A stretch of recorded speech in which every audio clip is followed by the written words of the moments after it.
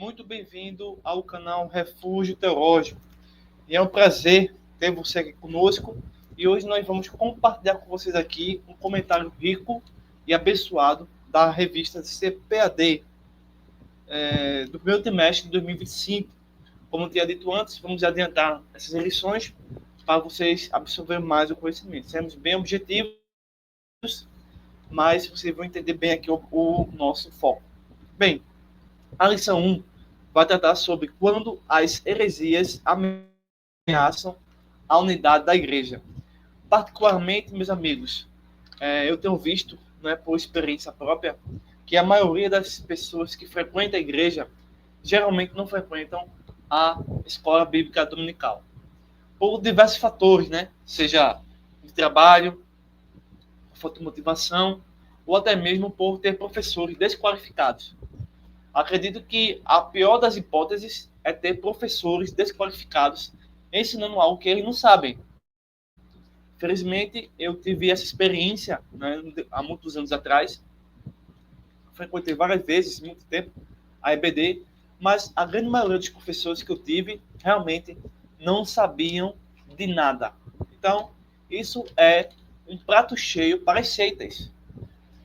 E a gente vai ver aqui nessa lição, pessoal, o que a Bíblia tem a nos dizer, tanto para os professores quanto para os discípulos de Cristo e assim para a igreja como um todo, Bem, nós temos um texto áureo que diz assim: Amados, procurando eu escrever-vos com toda a diligência acerca comum de salvação, tive por necessidade de escrever-vos e exortar-vos a batalhar pela fé que uma vez foi dada aos santos. Carta de Judas, capítulo 1, versículo 3. Bem, a verdade prática é assim, é como se fosse uma reflexão do texto que a gente viu aqui, Heresias são crenças ou crendices, e práticas contrárias ao pensamento bíblico que distorcem os pontos principais da doutrina bíblica. Nós temos a leitura bíblica em classe, mas a gente não vai se aprofundar muito nisso. Mas eu quero fazer a questão de citar o texto de 1 Pedro 3, verso 15. Antes, santificar Cristo como Senhor em vosso coração. E estáis sempre preparados para responder com mansidão e temor a qualquer que vos pedir razão, na esperança que é em vós. Então, basicamente, o texto, ele realmente é um texto rico. Mas, assim, de forma resumida, o texto já começa assim: antes de ficar a Cristo como Senhor, que é a expressão Kyrios, que vai dar a entender, que, em outros textos, que a ideia, a crença, a doutrina de que Jesus é 100% Deus e 100% homem.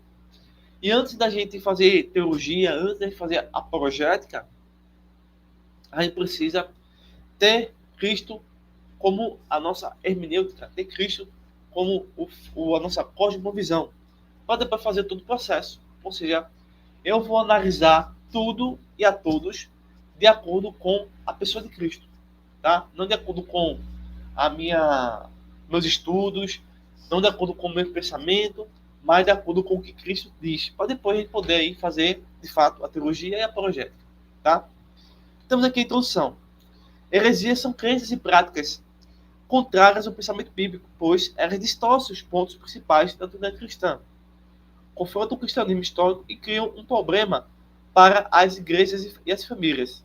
As heresias da atualidade são as mesmas da antiguidade, mas com roupagem nova, que foram rejeitadas pelos apóstolos e os primeiros cristãos. Pois, nada de novo debaixo do sol.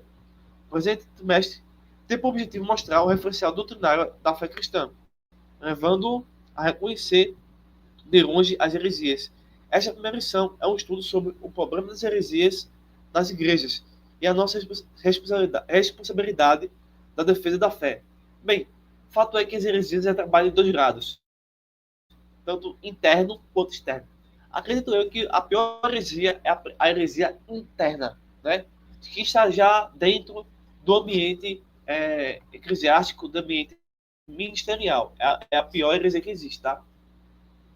E assim, é mais difícil combater, porém não é impossível, já que nós já temos aqui várias informações que vai ajudar.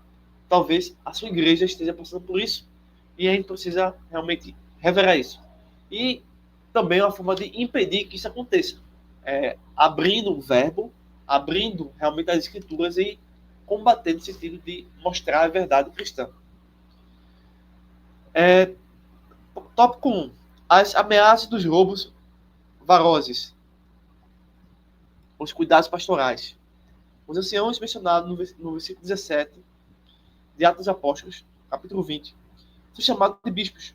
Essa passagem, e ao dizer que eles foram constituídos pelo Espírito Santo para apacentar a igreja de Deus, mostra que eles são pastores. Gente, o texto eu achei muito importante essa ideia aqui. A função primordial do pastor é alimentar, guiar e proteger o rebanho. Essa é a função do verdadeiro pastor. Alimentar, guiar e proteger o rebanho. Ou seja, você passa a ter um líder que realmente se importa com as pessoas, tá? Isso está se tornando muito escasso, porém, essa é a verdadeira função do pastor, né? O Novo Testamento emprega essa metáfora ao tratar o relacionamento entre o pastor e o rebanho da igreja. A exortação apostólica aos líderes da igreja visa proteger os irmãos e as irmãs das heresias e guiar todos na verdade do evangelho. Esse cuidado aparece nos ensinamentos de Jesus, né? Mateus capítulo 7, 15 ao 20. Se as pessoas pudessem ouvir essa mensagem, muitos dos que estão aí no mundo, né? Nesse mundo que vai perecer, né?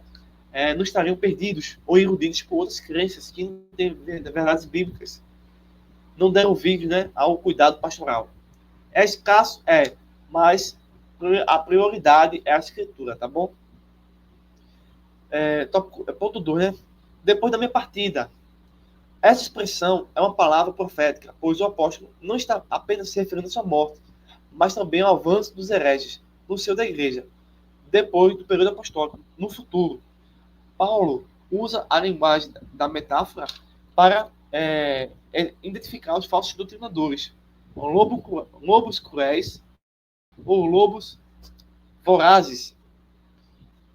O apóstolo Pedro, depois de ensinar que o Espírito Santo inspirou os profetas do Antigo Testamento, mostrou que a presença do verdadeiro ensino nem sempre é suficiente para impedir a manifestação do falso.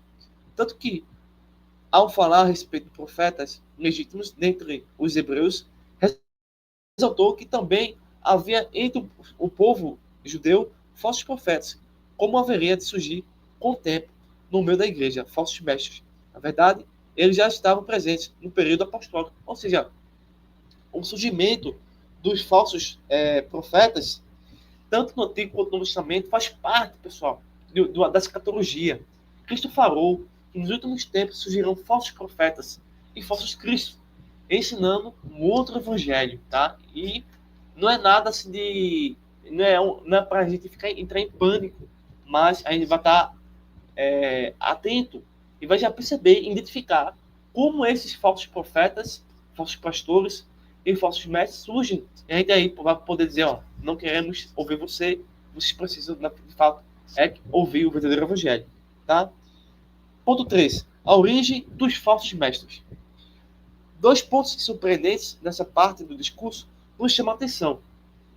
Primeiro, os lobos varozes surgem de dentro da própria igreja. Gente, pessoal, é muito triste isso, mas é uma realidade. Esses falsos profetas surgem de dentro da igreja, né? Dentro de vós. E segundo, se levantarão homens que falarão coisas perversas para atraírem os discípulos após si. Os discípulos deles ainda estão por aí. Entre eles estão os que se posicionam acima das escrituras, os quais, sem o menor pudor espiritual, usam as redes sociais para corrigir a Bíblia e discordar abertamente dos profetas e dos apóstolos bíblicos. Ou seja, ainda que o texto não, aqui inicialmente não vai identificar quem são essas pessoas, mas na frente você vai poder perceber. E aqui a gente vai poder até dizer, né? Mas assim, lembre-se que Jesus disse, né? Pelo fruto conhecereis as árvores. Então, essas pessoas que se posicionam acima da escritura, geralmente são seitas. Por exemplo, catolicismo romano. Essa religião quer estar acima da Escritura. É tanto que o Papa, ele é o vigário. Ele é, portanto, o substituto de Cristo. Isso é, de fato, a verdadeira abominação, né? Mas aí vai aqui aprendendo mais e vocês vão aí absorvendo.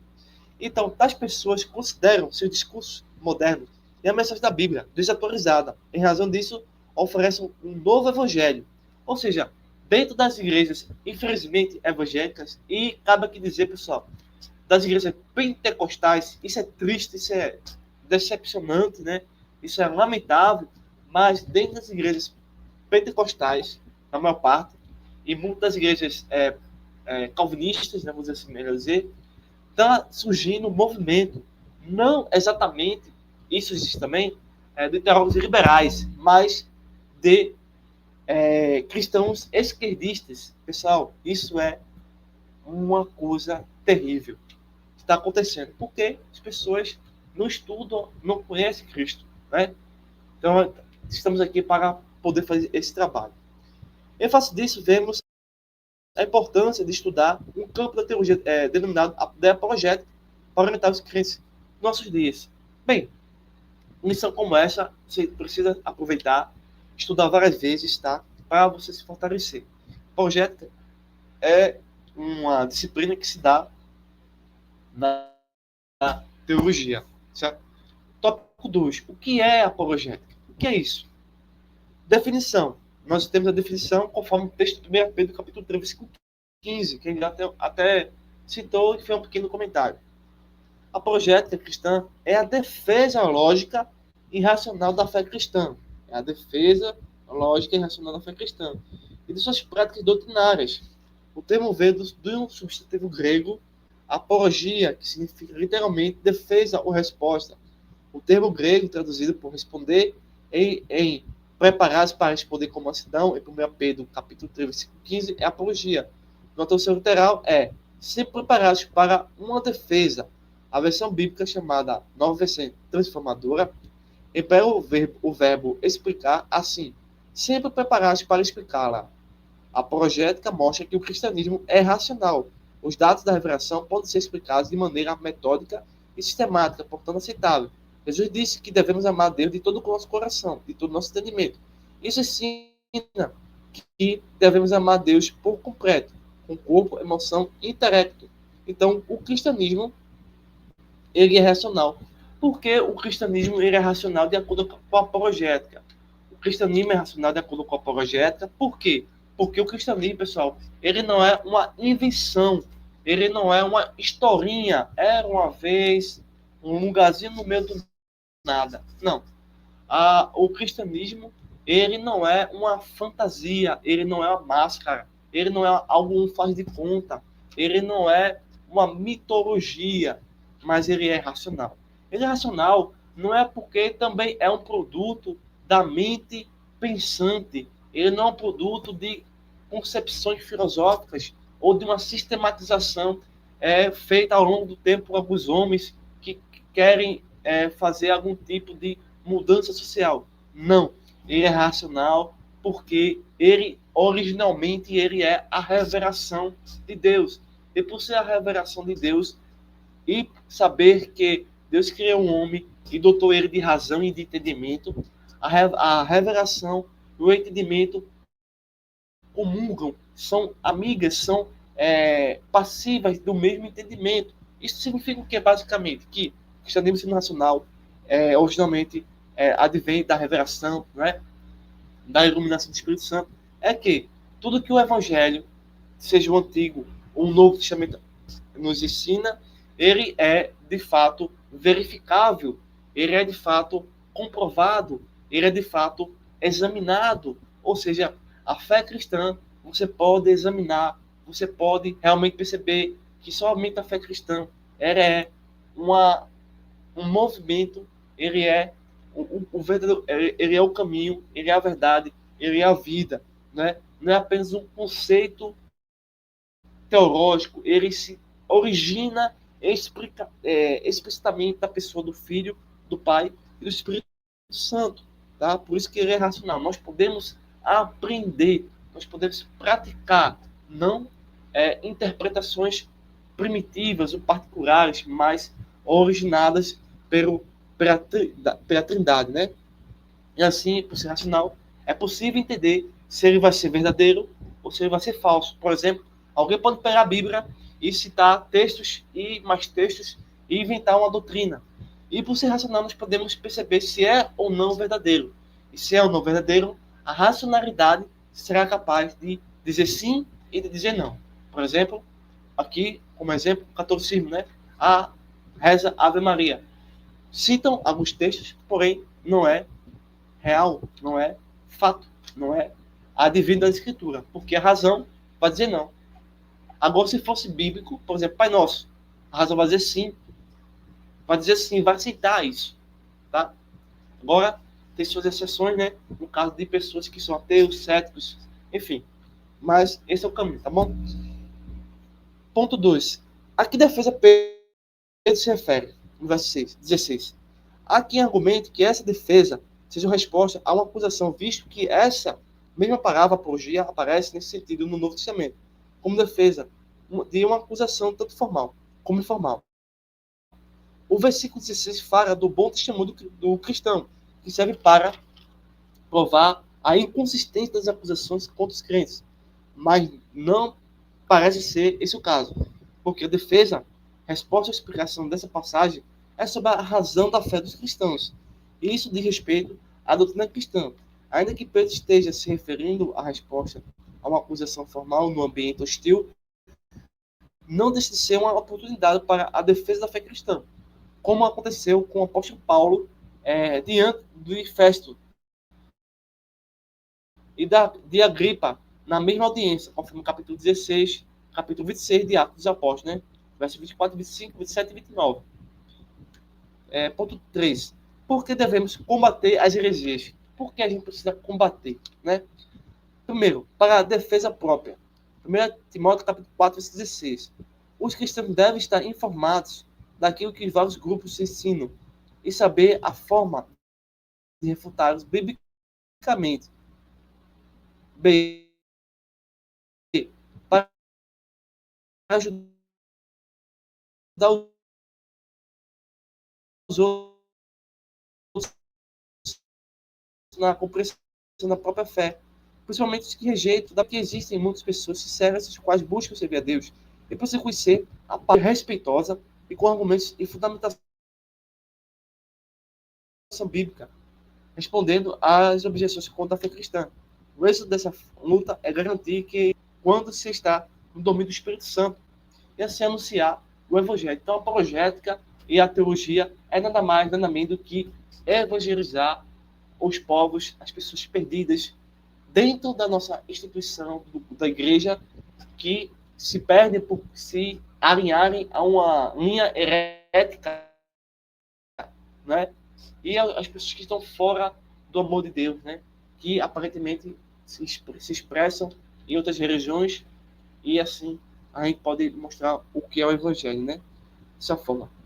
Tópico 3. O que são as heresias? Então a gente já viu o quê? A gente já viu as ameaças, os perigos das seitas. Vimos aqui a definição do que é apologética. E agora a gente vai ver o que é heresia. Seitas e heresias. A palavra hairensis, no Novo Testamento grego, traduzida como seita e heresia. É verdade que o cristianismo foi também chamado de seita, mas por não cristãos, pessoas que não conheciam as verdades do Evangelho de Cristo e que se opõem a ele, dentro do contexto daquela época, tá, pessoal? A palavra seita é usada para designar as religiões heterodoxas. É um termo já desgastado, trazendo em si, muitas vezes, um tom pejorativo. Por isso, devemos saber quando aplicar. Heresia no Novo Testamento. Esse vocábulo aparece com sentido de partido, espírito sectário, e nem sempre se representa uma ruptura com o sistema convencional de determinada comunidade. Os saduceus e fariseus eram seitas que formavam facções dentro do próprio judaísmo. A versão bíblica NAA traduz por partido. Paulo adverte para que não haja no seio da igreja essa divisão, hairensis, e condena inovações doutrinárias que causam divisão ou dissensão. Ponto 3, do tópico 3. Heresia de perdição. Nessa passagem que hairensis apresenta o sentido de erro doutrinário, como heresia. propriamente dita, no campo teológico que nos conhecemos hoje. As heresias distorcem os pontos principais da doutrina cristã no que diz respeito a Deus, Trindade, o Senhor Jesus Cristo e o Espírito Santo, o ser humano, a natureza, o pecado, a salvação, a origem e destino, aos anjos, à igreja e à escritura sagrada. O mais grave erro é o que diz respeito à divindade e interfere na salvação, pois não existe salvação sem Jesus, conforme João capítulo 14, versículo 6 e Atos capítulo 4, versículo 12. Ou seja, heresia e seita, basicamente, ele mesmo o judaísmo classificando, né, naquela época, dessa forma, quando a gente assume a postura do movimento protestante, né, da reforma protestante, da teologia reformada, né, e aqueles 5 pontos, né, da reforma protestante, a gente entende que as seitas e as heresias são religiões, movimentos e organizações de pessoas que buscam atacar a palavra de Deus, seja Jesus, a Trindade, ou qualquer doutrina bíblica, porque todas as doutrinas bíblicas são essenciais, na verdade. Salvo exceções, aquelas questões que diz respeito a roupas, né? Que existem culturas que têm roupas diferentes, né? Em nomes para, enfim. E até mesmo a alimentação, né? O uso de fazer barba ou não fazer barba, né? Guardar ou não guardar o sábado, se é uma cultura mais judaica, um mandamento mais judaico, enfim. E a heresia tem a ver com uma nova doutrina que tem um falso fundamento bíblico e as pessoas aderem a isso. Tanto a heresia quanto as seitas, elas são um fenômeno sociológico também, um fenômeno demonológico, onde as pessoas que não acreditam no evangelho puro e simples de Cristo, as seitas e heresias, elas manifestam um falso amor e dão a essas pessoas uma primazia, né? Nas seitas, né? Elas podem cantar, elas podem ensinar, elas recebem muita atenção, né? Elas recebem até apoio financeiro, que muitas das vezes no movimento evangélico, no movimento protestante, isso não acontece, né? Até porque não é o foco do evangelho, né? Existe, obviamente, a ação social, mas as seitas ela têm uma riqueza nesse sentido, em demasia ao que as escrituras ensinam. Tá? Conclusão. Os apóstolos responderam aos opositores da fé cristã e lançaram a base da nossa teologia. Todos os escritos do Novo Testamento mostram essa luta acirrada contra as falsas doutrinas. Pois, tarefa da igreja atual, batalhar pela fé, uma vez foi dada aos santos. Judas 3. Finalizamos com a seguinte pergunta para reflexão. Estamos a fazer pela verdade o que esses agentes da heresia fazem pela mentira? Também, pessoal, nós precisamos aprender teologia, precisamos aprender apologética, precisamos aprender hermenêutica, enfim, para depois a gente ter um amadurecimento e responder, pessoal. Não é atacar, não é destruir as pessoas, não é ter ódio das pessoas, não é procurar debates, né, que acontecem por aí. Infelizmente, até tem canais que utilizam debates para se enriquecer. Isso não é o evangelho, tá? O evangelho é mostrar a graça de Deus, o perdão de Deus, a misericórdia de Deus, a verdade do evangelho, do reino de Deus, para as pessoas perdidas, né? De forma que elas compreendam. Se esses indivíduos reagirem contra essa salvação que só tem Cristo, a gente pode responder, fazer a defesa da fé, mostrar o quão erradas elas estão, de forma que o argumento que elas tentam sustentar não passam de fantasias, tá bom? Então essa foi a nossa primeiro estudo da lição 1, quando as heresias ameaçam a unidade da igreja. Então, terminamos aqui, pessoal, dizendo assim que nem tudo o que reluz é ouro, tá bom? Espero que vocês possam ter absorvido e entendido nosso objetivo aqui nessa lição. Agradeço a sua atenção, que para mim é muito importante, tá bom? E se quiser nos ajudar, entre em contato conosco pelo telefone aí, 8870-9867, para nos ajudar, que nosso canal é um canal que não visa, pessoal, se deter em um assunto só. Visa se expandir cada vez mais, tá bom? nos ajude em oração, e de outros meios, tá? Se você puder também, compartilhe esse vídeo, se inscreva no nosso canal, deixe seu like, a sua pergunta, a sua sugestão, a sua dúvida, e o que você acha dessa lição. Qual é o que você entendeu aí desse estudo, tá? Quer ouvir você também? Vamos interagir, vamos conversar, vamos participar juntos, tá bom?